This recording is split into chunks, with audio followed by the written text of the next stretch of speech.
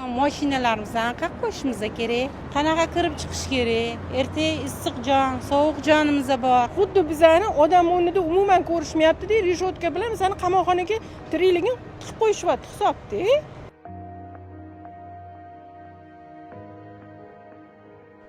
Poytaxtning Mirzo Ulug'bek tumani Kichik Halqa yo'li ko'chasi Oydin mahallasida yashovchi fuqarolar uyining oldini taxminan mana shunday 30 sm balandlikdagi sement qoplamasi yotqizib ketilayotganidan norozi bo'lib, Kunuzga murojaat qilishdi. Holat yuzasidan Kunuz mazkur hududda bo'lib, aholi vakillariga mikrofon tutadi. Bu narsani bizani hech kim ogohlantirmagan. Naryoqdan qilib kelishganda biz ko'rib kelayotgandik. U yoq tomondagilar hammasi to'polon qilsa ham hech kim quloq solmagandi. U yoqlarni ham ko'rib kelsanglar, misol uchun hamma yoq to'silgan. Mashinasi borlar, mashinasini ham olib kira olmaydi. Mana bu yerni ham ko'rsanglar, mana darvozalargacha to'siq qilib qo'yishgan. Kirib chiqishga ham, boshqa qilishga ham. Bu menimcha noto'g'ri ish qilishyapti. Skoriy kelishi bor. Xudo ko'rsatmasin, misol uchun pojar bo'lishi mumkin. Haqiqatan haplab o'tadi. Bu yerni misol uchun gazonga qoldirishga mana daraxtlarni ekib hamma yoqni to'sib tashyapti.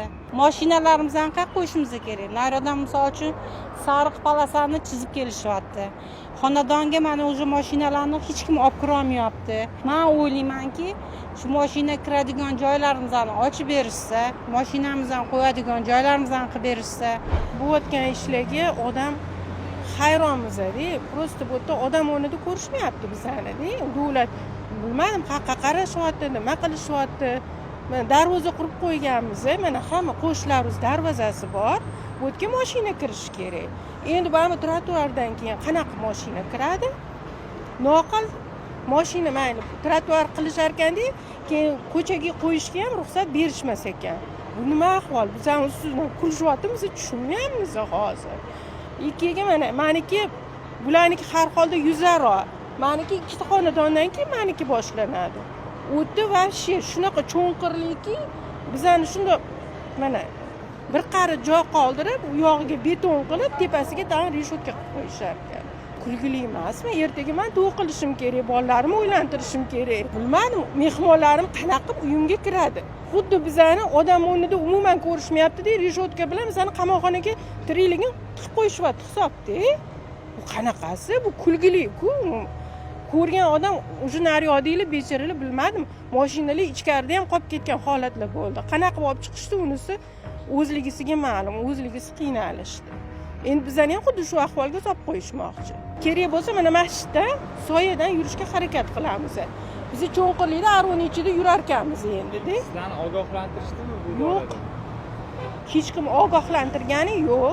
Xohlasanglar ham shu, xohlamasanglar ham shu deyishyapti. Sizlar aytganinglar bilan sizlarning aytganinglar bo'lmaydi. Bu hokimiyatning buyrug'i, hokimiyatning ish bilan qo'llanayotgan ish deyishyapti. Hayronmiz, kimga murojaat qilishga ham hayronmiz. Hokimiyat o'zi shu narsani aniq qilib turgandan keyin bilmadik endi.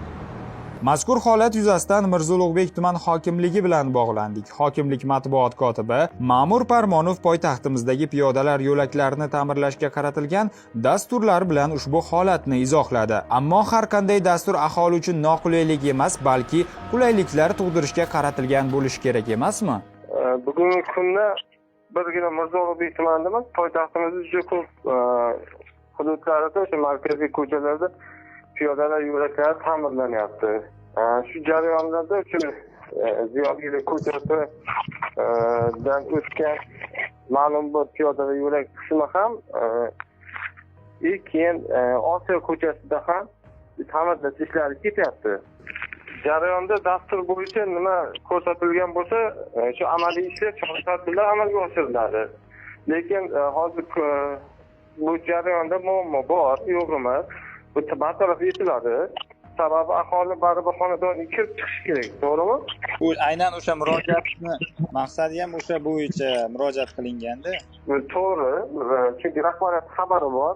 Muammoli vaziyat tez orada bartaraf bo'ladi. Bu shu yuzini qoldirilmaydi hech qachon. Chunki u ko'rib turgan bo'lsangiz ham o'sha masala nima deydi, agar shu qoldiradigan bo'lsa aholi qanaqa kirib chiqadi xonadoniga? Bu qachon endi hal qilinishi mumkin aka? Endi umuman olganda nazorat bo'yicha ishchi guruh shug'ullanadi, qurilish bo'limi bo'yniga yuklatilgan. Endi nima deydi, o'zini vakolatini kelib chiqib bajarish kerak bo'ladi. Men o'zim nazoratga olaman, matbuot kotibi sifatida o'rganishga, fuqaroni ham murojaatini tinglashga tayyorman. Hech qanday aligisi yo'q.